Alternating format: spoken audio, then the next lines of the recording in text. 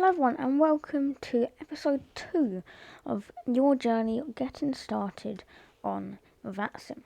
So here we are, picking up from where we left off last episode, where we have our flight plan here, which we created, and we're going to be flying from Stansted Airport in the UK over to Charles de Gaulle in France. The only thing I am going to change is the airline we're flying for.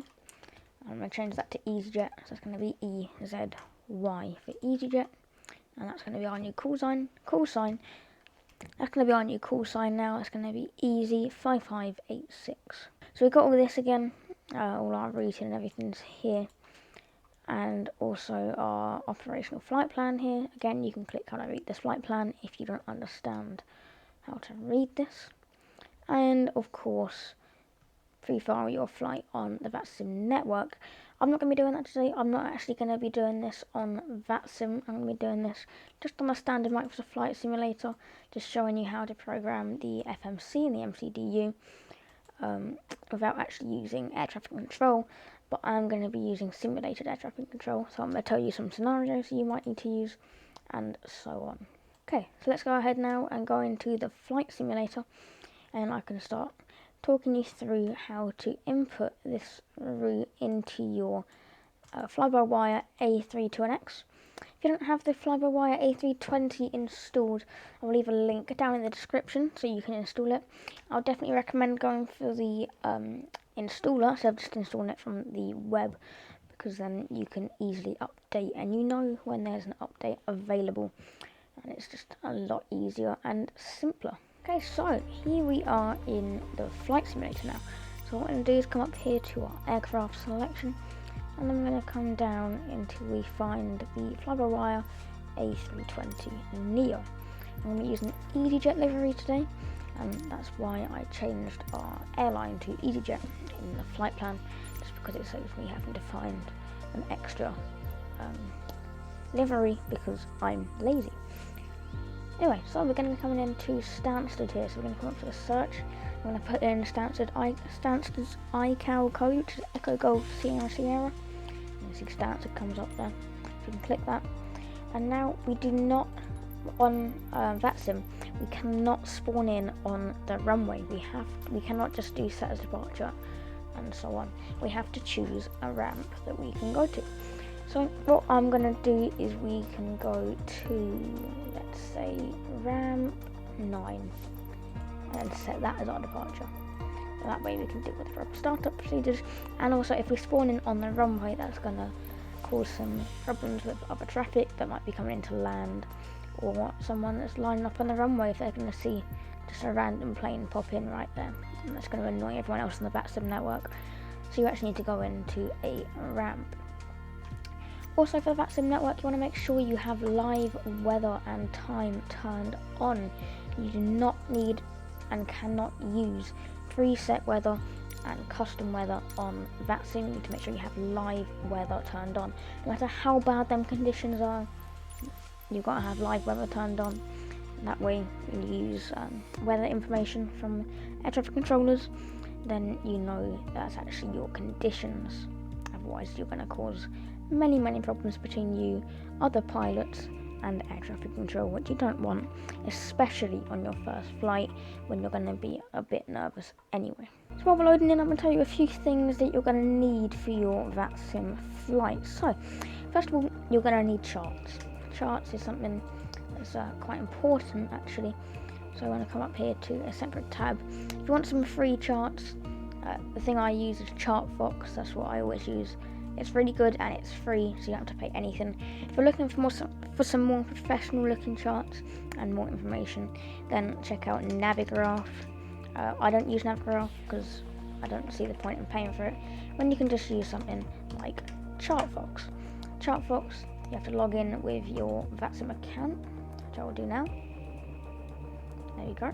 And then you put in the ICAO of your airport. So we're at Stansted, we're going to have Echo Golf Sierra Sierra, and then come down here and click load, and we're going to get all of these charts for Stansted. So if you want to go to general, you can see ATC areas and stuff like that. taxi, we can see the ground movement for A380s, and just normal taxiing. See the parking and de-icing. We've got all of the departures, arrivals, and ILS approaches here. So you can see all the information that is needed to fly in the Vatsim network. But today we're not going to be using any of them because we are just going to program the FMC, and as you can see here, we are in the flight simulator now. So the first thing you want to do is turn your plane on and actually start up the plane, which I'm also going to be showing you how to do it in this video. So the first thing you want to do is get some lights. So press Control 8, you can actually come up and just focus on the overhead panel. It's dark the time I'm doing this, but if it's daytime you don't really have to focus on the light side of it. But you can see a little available kind of signal there for your external power, so you always know where the external power is. First thing you want to do is turn on the external power. Then you can see the lights here of certain things saying off. First things you want to turn on is the master batteries. Once you turn them on, the plane's going to start powering up the batteries. Okay, then you want to come down here to a small little knob here. You want to increase the sub panel brightness to about 20. That's what I like to have it on. And then you want to put your dome light to dim so you can actually see around your plane. The next thing you want to do is you want to come up to the overhead panel and you want to start getting your navigational lines. You want to see these 3 knobs here. You turn them to the right once until they're facing up on the navigation position. You want to do that on all 3 of them. And then if you come down here, you can see it says map not available and GPS primary lost. Basically, when we set these to navigation, that's going to align all our gyroscopes and stuff on the plane, so the plane knows where we actually are. And if you come over here, it actually says IR align in 7 minutes. So that means that in 7 minutes we'll have our map available and our GPS also available. We're not going to focus on that now. We're going to come back up to the overhead panel here, and we want to do crew supply oxygen to on. We're going to put our seatbelt sign, no smoke sign, sorry, to on. We want to put our emergency exit signs to arms. That's the middle one there. And we'll leave seatbelts off for now while passengers begin to board. Speaking of passengers boarding, let's go ahead and get them actually boarding. So if we press Control 5, we come down here and then we can actually have a look at our flight management computer, the FMC or the MCDU or MUCDU as some people call it. So the first thing we're going to want to do is get our passengers boarding. That's going to take quite a while. So we want to come up here and press ATSU, click on that. Then we want to go over to the AOC menu and then W/B. It's going to be our passengers. Then we can choose how many passengers we want. For this, I'm going to do 150 passengers. Just type that in there, and then you can press this little button, which you can see lines up with this total passengers. Just click that. It's going to start putting in where all the passengers are going to be sitting. So you can see on the furthest rows there can be 42 passengers, and 42, 37, 29, so on. You can see all the row numbers there. And if you click board and start, you can see total number of passengers going up and the amount of seats filled in them rows also filling up. Then you want to come back down here to the MCDU menu. You want to come up here, and then you want to just clear this message here. It says select desired system. You want to come up here to the FMGC, and you want to click that. Here we have the information about the current A320 that we are flying. So the engines are the LEAP 1 Alpha 26 engines, and then basically that's all you need to know about that. Then we want to come over to the data page and leave it. And then we want to come over to the initialization page. So this is where we're going to be planning where we are taking off from and where we're arriving to. So when I put in the ICAO codes, we're never actually going to put in the names of the airports. We're going to put in the ICAO codes. So remember, from Stansted, that's going to be Echo Golf Sierra Sierra. And then you can see the format of this as a slash between the two airports. So you want to put a slash, and then you want to put our arrival airport, which is Charles de Gaulle, which is Lima Papa 9, Lima Foxtrot Papa, and then Golf LFPG. Then you want to click this button here, which puts it up there. You can see there's no company routes. It's going to show up any company routes. I just want to, because there's none, you just want to click return. Then you'll put in your flight numbers. This is going to be, for example, our call sign. So that's going to be for us. That's going to be easy 558. I think it was 5589, 5586. Sorry, it was 5586. That's going to be our call sign. We're going to put that in there, 5586. Okay. Just to make our life a little bit easier, we're going to go ahead and turn on the fly pad here. You see, that's going to turn on. This is basically your best friend while you're programming the flight management computer.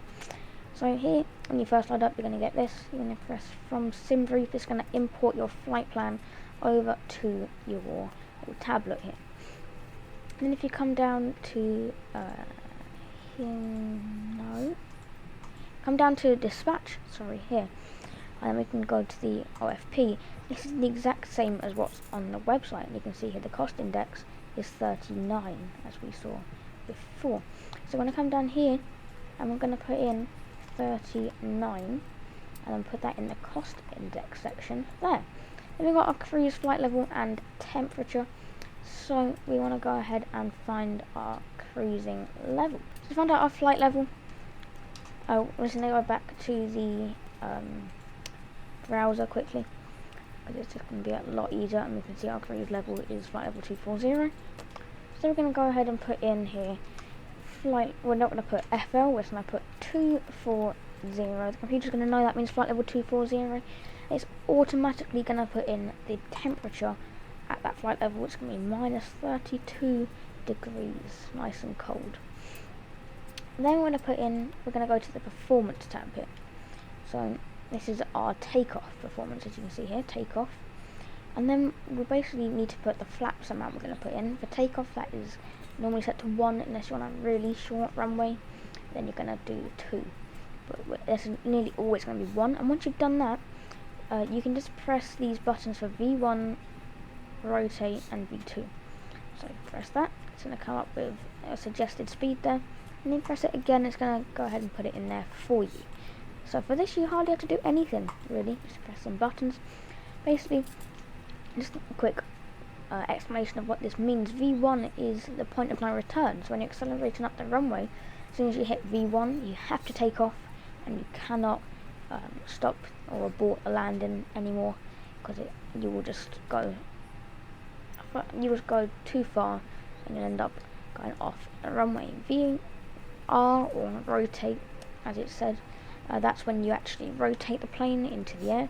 And then V2 is a safe climbing altitude, safe climbing speed. Anything above that is safe. Transition altitude, we're going to leave that for now because we do not have meta information currently. We're going to go ahead to the flight plan here.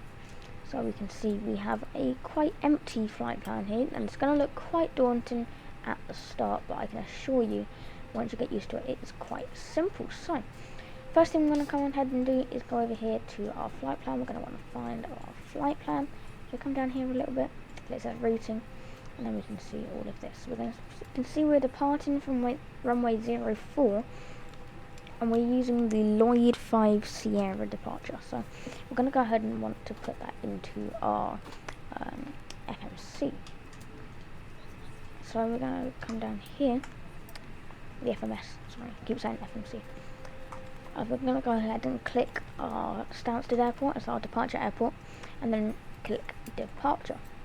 I'm going to choose the runway we're departing from, which is 04 in this case, and then we want to find the departure that we're going to be using, which actually isn't on there. So this is a case we have to go up and call air traffic control for a different departure, because as you can see, it is not on there.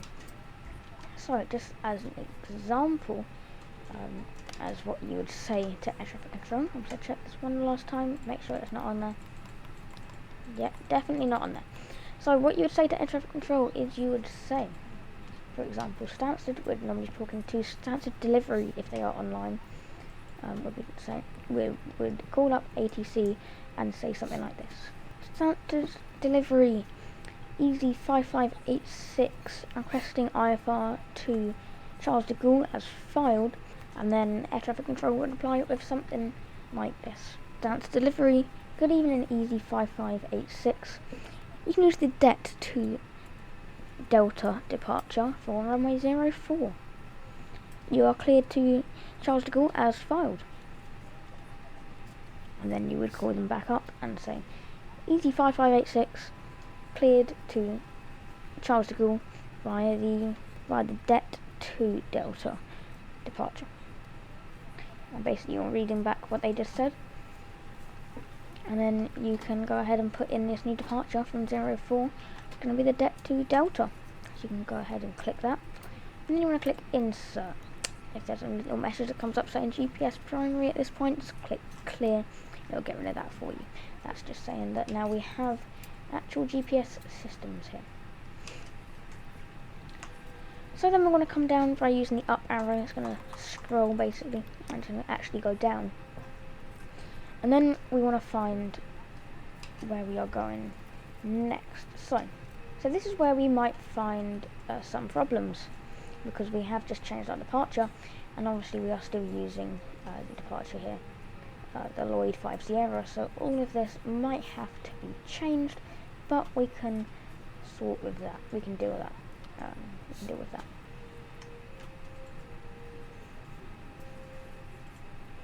So you can see here we're going to be using the Mike 189 airway. I did explain about airways in the last video, so make sure you go check that out. I'll leave a link up in the top right hand corner now if you haven't checked out that, explaining how I made this flight plan on a website called SimBrief. So we're going to be using the Mike 189 departure. We're going to not departure. We're going to be using the Mike 189 airway. Sorry, and we're going to be going to Wafu. So we're going to want to go ahead and put that into our FMS. So we're going to go to Airways, but basically we want to go to our last waypoint here, which we have, which is det.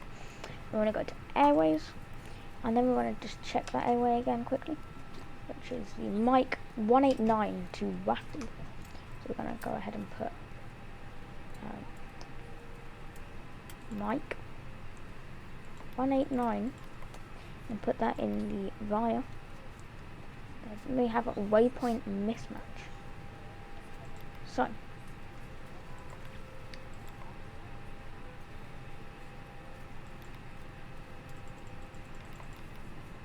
in that case we can skip that and we can just go to Wafu. So we're not going to use any airways.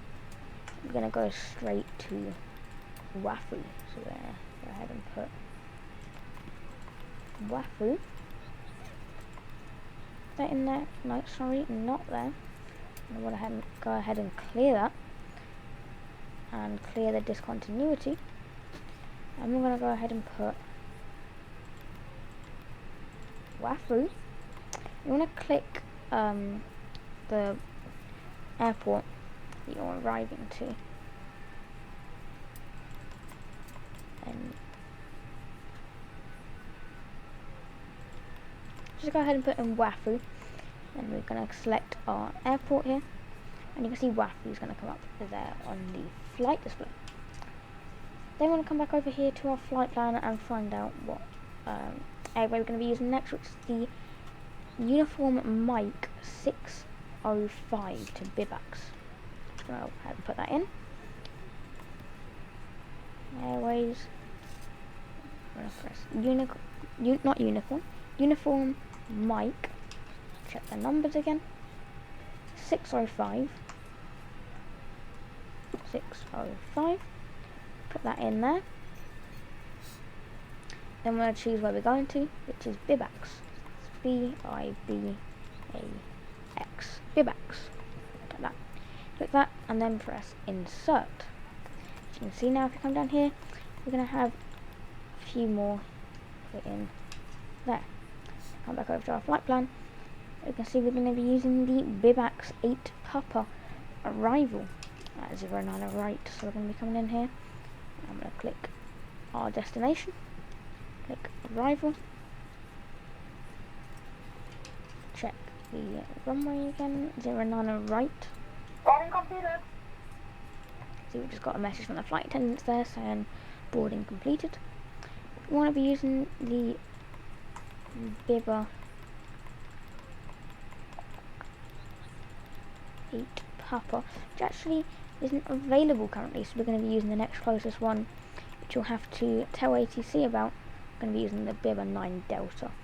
We would tell ATC that we're going to be requesting a Bibber 9 Delta, so we can go ahead and do Ladies that and now. gentlemen from the flight deck, on behalf of myself, your captain, the first officer, and cabin crew, I'd like to take this time to welcome you aboard our flight. We're just wrapping up some paperwork up front here and waiting to receive final numbers from the ground crew, then we'll be on our way. Flight attendants will be coming through the cabin shortly with a very important safety briefing. We do ask that you give them your full, undivided attention as they review the safety operations of this Airbus aircraft. We do appreciate your business having you aboard this flight. If there's anything we do to make your flight any more enjoyable, please don't hesitate to ask. Welcome aboard. As you can see, we've had a little passenger announcement there from the first officer. Done there, we've been cleared. We're going to go ahead and press that and then press insert. So you can see here, if we come back, we're going to have our arrival, Bibber 9 Delta arrival into Charles de Gaulle there, with 09 right. Then if we go ahead and click flight plan, it's going to go back up to the top of our flight plan. Then we want to come up here and check that our flight plan actually looks good. So we're going to go ahead and turn this little knob here to where it says plan. So where we're going to see our flight plan. So we'll go ahead and set the range to 20 nautical miles. And then just put the camera down a little bit. We're going to just scroll through our flight plan and we'll be able to see where the flight plan's going on our primary flight display. So keep doing this and make sure that our flight plan actually looks good and operational. It doesn't look so far like there's anything that's going to be wrong with it. So then again, when we're going back, we're going to just increase the range quite a bit. And then we're going to use the down arrow to go back. We can just make sure that it all looks fine and actually flyable. Anything you don't want is to end up to about here and then you suddenly have a waypoint over there and then another one back here, because that's not going to be right, and then you need to check that you've done this right.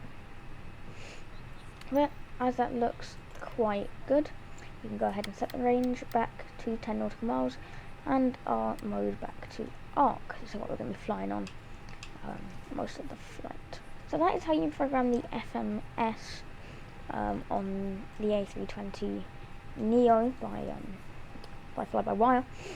But I'm also going to be showing you how you set up the rest of the plane today, because this is quite a realistic model and it is very different to the standard A320 that comes with Microsoft Flight Simulator. And with Vatsim, you also have to do some extra work as well. So, next thing you want to do is check your fuel. So, I'm going to come down here, we're going to go to fuel. Now if we go back to flight plan, we can see that block fuel is 3491, so that's how much fuel we're going to have on board. We want to make sure here we've got 3491, so we're going to go ahead and click 3491. You can just use your keyboard to type that in, and then click the little play button there. You would normally set that to real time. I don't know why it was on instant, just for more realism.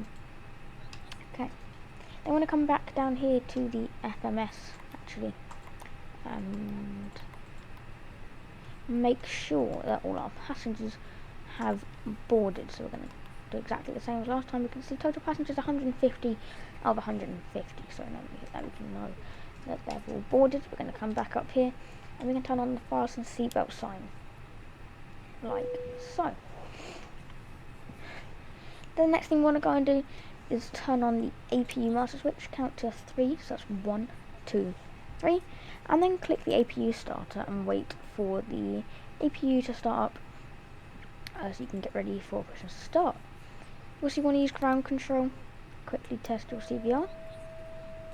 See that little high pitched noise? That means that you are recording on your CVR, and that is all good.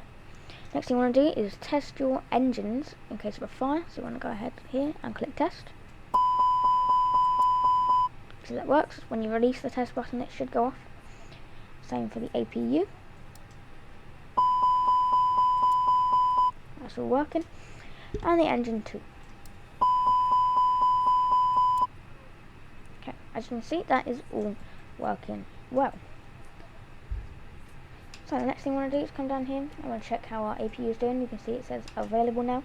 So you can come back up to the overhead panel. You can see this also says available. I want to go ahead and turn on the APU bleed. We are now running fully independently. Go ahead and turn on. Want to go ahead and turn on the APU bleed. So that is now all done. We have the correct fuel on board, and we've done all our FMS and all of that stuff. Yeah, McDo, MCDU. So you're going to want to call up, as I did before, for clearance to your destination. So I'll do that again for you, so you can know what it sounds like. I would say something like this. Starts delivery, good evening.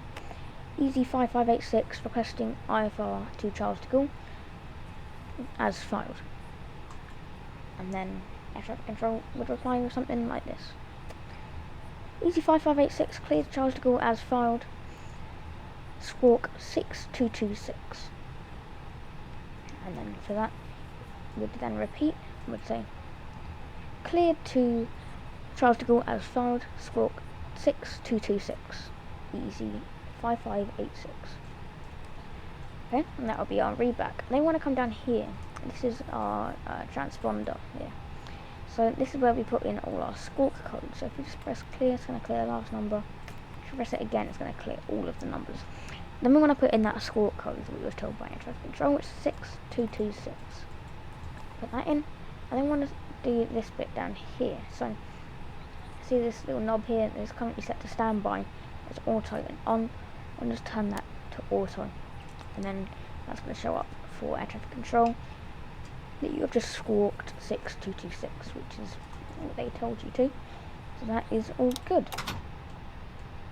The next thing we're going to want to go ahead and do is request push and start. As you can see here, we currently have a pushback tug actually over here, ready to begin pushing us back onto the taxiways, ready for us to taxi. So the last thing we're going to be doing in this video is calling up for pushback and push and start. So you haven't started the engines yet, remember.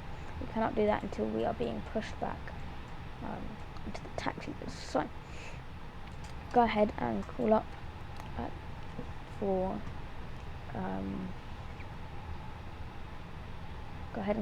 push and start.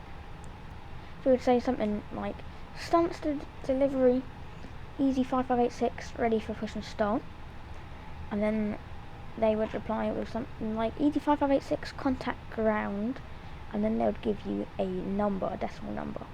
I'm going to go ahead and put that number in here. So let's say it was 122 decimal 725. We're going to go ahead and put 122 using the big knob. That changes the big number, and we'll go ahead and put 725 using the small dial, and then you want to press this, change that to active.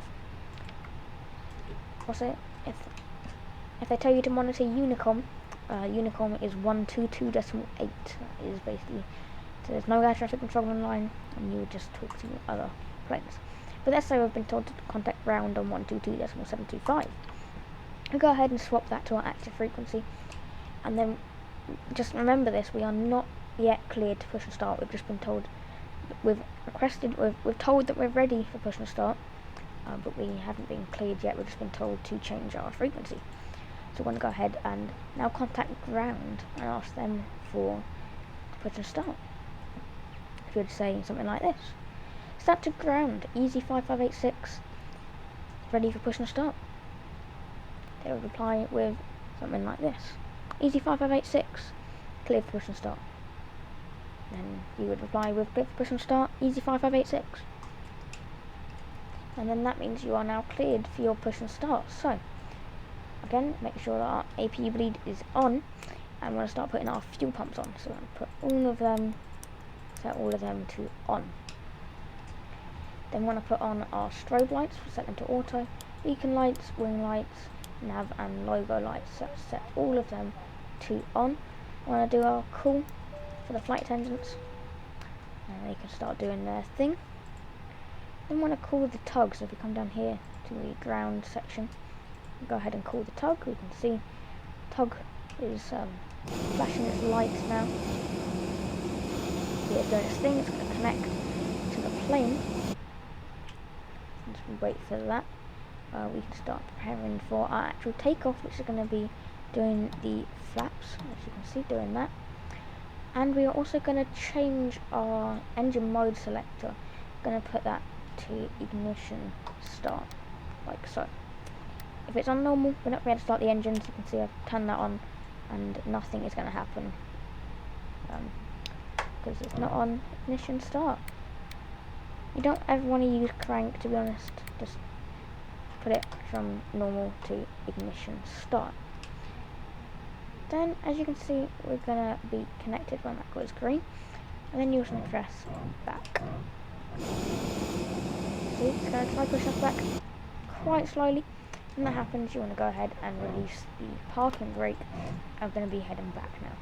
So now that we have everything set up ready for our engines to start, we can go ahead and start the engine. So we're going to go ahead and start engine 2 first. As you do that, we can come over here and you can see the engine is going to begin starting. When this gets to a stable number and it's going to stop going up, then we can begin starting the left engine. Go ahead and turn on the taxi lights, landing lights, put them to taxi, and landing lights, put them to off instead of retracted. As you can see, the whole area is now being lit up. You can actually see where we are going. As you see, the taxiway is coming up here, and because of our position, we're going to be going that way out onto the runway, that's 0.4. So go ahead and want to turn left. So down here, and I want to click left. As you can see, we're going to start taxiing to the left. We can check our engines. As you can see, this is going up quite well. So we're nearly aligned on the taxiway. We've actually gone past it slightly, so that is a good position. Now we can press push back stop, put on our parking brake, which is there. As you can see, we are now set up ready for taxi. Now we can stop the pushback and tell the tug that he can go and do his thing. And go back to his station and wait for another plane. So now that our engine has gone up, we'll go ahead and put on the engine 2. See, that's going to start starting up there. And then while that's starting up, we can go ahead onto the overhead panel and we can turn off the external power, which is off already because we've just come away from there. Make sure all our taxi lights are on, seatbelt signs are on. Yep, we actually are going to want to set our dome light to dim. It's going to be a bit daunting at first because it's going to be a lot darker, but as you can see down here, we have some little knobs here. So we turn them, we're going to get some lights down here, put them on about 30%, and floodlights. So if we zoom out a little bit, you can see what the floodlights actually do. Give us quite a bit of light over by our flight displays. So you can set it like that. Then we can still see what we are doing.